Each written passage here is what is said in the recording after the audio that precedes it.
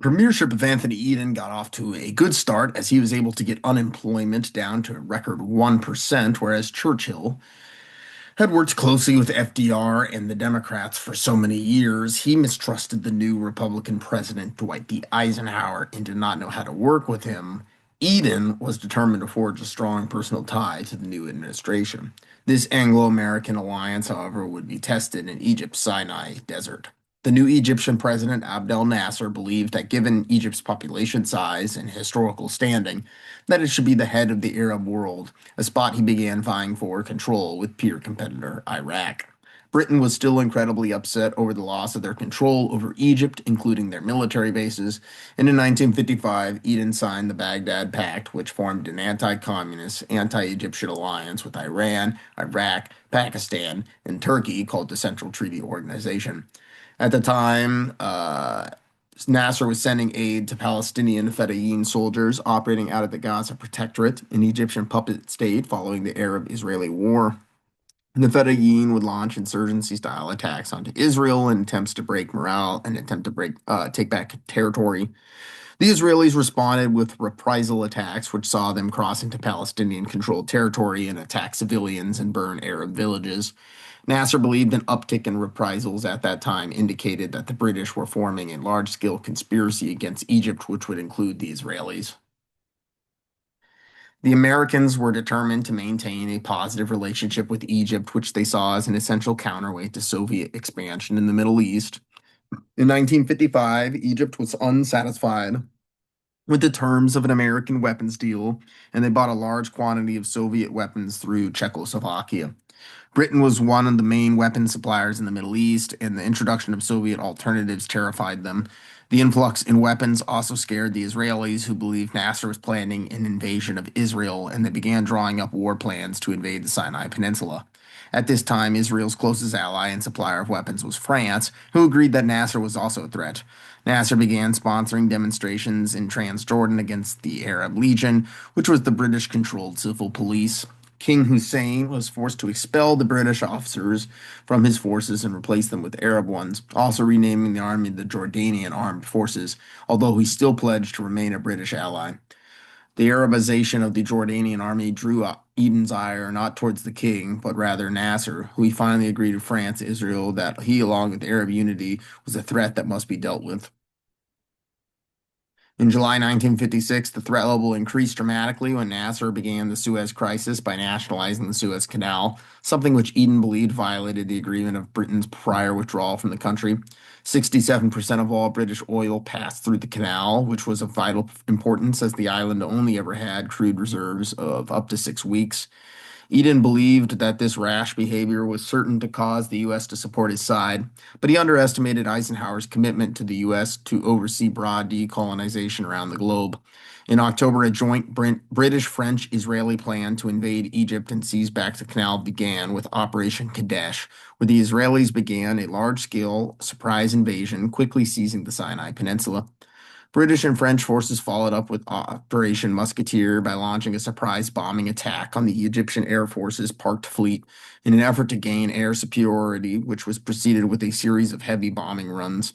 This was followed by Operation Telescope, where British paratroopers landed and seized Port Said at the mouth of the canal, easily expelling the Egyptian defenders. Eden believed in the power of Parliament and disliked the monarchy, so Elizabeth II was not informed or consulted upon for any military action. Nasser ordered the distribution of weapons to citizens and for soldiers to wear civilian clothes to confuse the British and cause an ethical dilemma. As news of the war broke out at home, large-scale protests sprung up, including a gathering of 30,000 people in Trafalgar Square demanding an end to the violence. Eisenhower decided to use this opportunity to flex American muscles by supporting Egypt and opposing continued Anglo-French aggression. Britain, which had lost 45 million in reserves since the start of the war, appealed to the IMF for a loan, which was rejected by the US, who was a controlling member. For a brief moment, an official Franco-British Union government was considered to stand up to the increasingly powerful US, but Eden rejected this plan on the basis of English nationalism. The U.S. began to offload their reserves of pound sterling, causing the value to plummet. Eisenhower attempted to place sanctions on Israel to force their exit, but this was blocked by the Democrat-controlled Senate. The economic pain that was being inflicted forced Eden to hastily call for a ceasefire without the consent of his French and Israeli allies. Labor Party members were outraged that Eden had embarrassed the country by entering into an unjust war, while his fellow conservatives were disappointed that he did not have the backbone to continue the war until a resolution was attained. His unpopularity, paired with increasingly ill health, led Eden to resign in 1957, and he was followed by fellow conservative Harold Macmillan. Macmillan was a charismatic leader who was able to corral Parliament to his favor, something his predecessor had performed poorly in. While many conservatives and members of Macmillan's cabinet believed austerity measures were the only way to right the UK's economic trajectory, Macmillan opted for more populist and labor-aligned goals of complete employment. That being said, Macmillan made the decision to increase interest rates, which had been kept artificially low since the Great Depression to spur economic growth. Evidence mounted that members of the Bank of England and their families had profited from the transacting of British bonds known as gilts, with the advance insider knowledge of the rise in rates. The public was outraged, and Macmillan was forced to call the 1957 Bank Rate Tribunal, a parliamentary inquiry that ultimately yielded no charge of guilt for any party, something that the media and public accepted to be as a sham trial. Macmillan's administration, however, was not void of much needed reforms, and he passed the Clean Air Act of 1957, which aimed to increase air quality by creating smoke control areas in populated zones where the burning of coal and other combustible heating sources would be regulated. This was in direct response to the Great Smog of London, an event that had happened previously in December of 1952 on an especially cold week. The city's main power source was from coal, which condensed and blanketed the city with a pea soup fog, which ultimately killed 11,000 vulnerable individuals. Also that year, Macmillan pushed decolonization along by officially granting independence to Gold Coast, now to be called Ghana, and Malaysia. Macmillan believed advancements in the British nuclear weapons program were required, and he ordered Operation Grapple, which would seek to have the UK develop its own hydrogen bomb, something which was achieved successfully by November 1957 on Christmas Island in the remote Pacific. Macmillan's demands for additional hydrogen tests strained production of weapons-grade plutonium at some of the nation's nuclear power facilities, leading to the Windscale fire, which is considered the nation's worst nuclear disaster, as it released nuclear fallout from the burning plant for 3 days across southeast England and Europe. Macmillan was nervous of the loss of trust in nuclear proficiency from the U.S., and he ordered the British Atomic Agency to suppress reports of the accident. He agreed to Eisenhower's request to station 60 Thor missiles on Great Britain, something which preceded the Mutual Defense Agreement of 1958, which increased cooperation between the U.S. and UK in weapons development, chief among them access to ballistic missile technology. The Baghdad Pact was perceived as a weak alliance, and Macmillan aimed to strengthen it with increased intervention in the region. The Sultanate of Muscat and Oman was a British protectorate that was led by its own independent king since 1856. The kingdom had always only controlled the coastal areas, and with the backing of the British Special Forces, their leader Said bin Taimur wanted to push into the interior imamate of Oman, which was filled with deeply religious Islamic tribes which rejected the central government. Funding for the military intervention was provided by the British-owned Iraq Petroleum Company. The fighting dragged on in what became known as the Jebel Akhdar War, as Egypt and Saudi Arabia poured money and fighters in to help the imamate. That was until 1959, at which point the commandos became directly involved, securing a Muscati victory, albeit with even greater British control now. In a similar situation, British commandos were deployed to Jordan in 1958 to stave off an invasion by the United Arab Republic, which was a brief political union between Egypt and Syria. The Conservatives were able to cruise to victory once again in the 1959 election by passing popular reforms such as the Child Special Allowance, which provided a payment to orphaned children of divorced parents. In 1960, the controversial decision was made to cancel the British Blue Streak ballistic missile program due to concerns of its susceptibility to a preemptive strike, and Macmillan instead opted to purchase American Skybolt missiles. When the U.S. abruptly canceled the Skybolt program, the UK was left with no ballistic missile option, leading to the Skybolt crisis. Macmillan was able to pressure and negotiate with the Americans to alternatively provide Britain with Polaris missiles by signing the Nassau Agreement, ending the crisis. In 1960, Macmillan embarked on a tour of British colonial Africa on his Winds of Change tour as he championed an acceleration of decolonization as a way to reduce expenditures. The previous year, the Devlin Commission parliamentary report was released, which concluded that Britain was operating a police state in one of their colonies, Nyasaland. As a result of the negative publicity of the report, Nyasaland, now known as Malawi, along with Nigeria, Tanganyika, which would merge with Zanzibar to form Tanzania, Kenya, and northern Rhodesia, now known as Zambia, were granted independence. By the end of 1960, British Southern Cameroons and British Somaliland were granted independence and joined Greater Cameroon and Somalia, respectively. In Malaysia, preference was extended to Muslims who the British believed to be important in counterbalancing the large ethnically Chinese population of the country.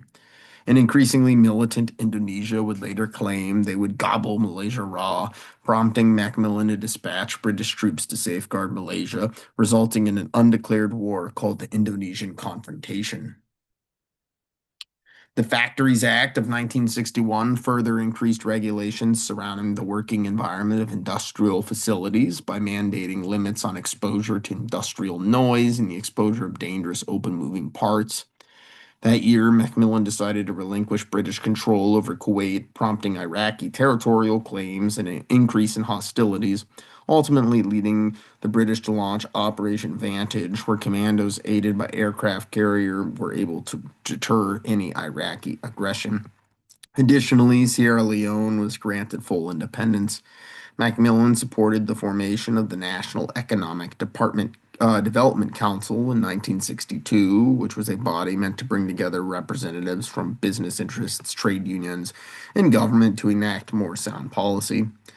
1962 saw Trinidad and Tobago and Uganda gain independence. In 1963, the nation was shocked by the revelation of the Cambridge Five, which was five members of British MI6 intelligence who were revealed to be Soviet double agents, who had all been recruited while they were students at the University of Cambridge in the 1930s, where they were active in communist politics.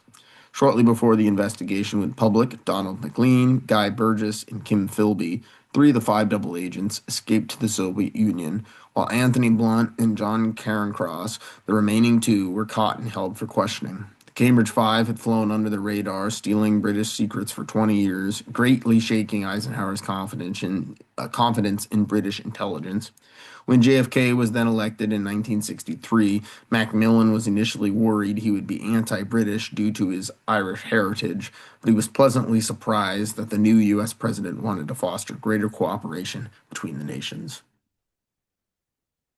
Macmillan attempted to reduce the cost of that year's budget by passing the Beeching Cuts, which ended service for many non-vital rail routes and ripped up 5,000 miles of underutilized railroad.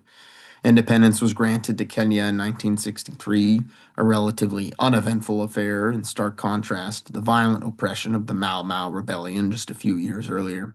He grudgingly decided to push Britain towards greater involvement with the French-dominated European economic community for fear the UK was missing out on lost economic growth. The end of Macmillan's premiership was marked by a series of scandals, beginning with the Vassal Tribunal, which attempted to investigate the presence of a Soviet double agent named John Vassal, who was a high-ranking official in the Admiralty, but no resolution was ever found.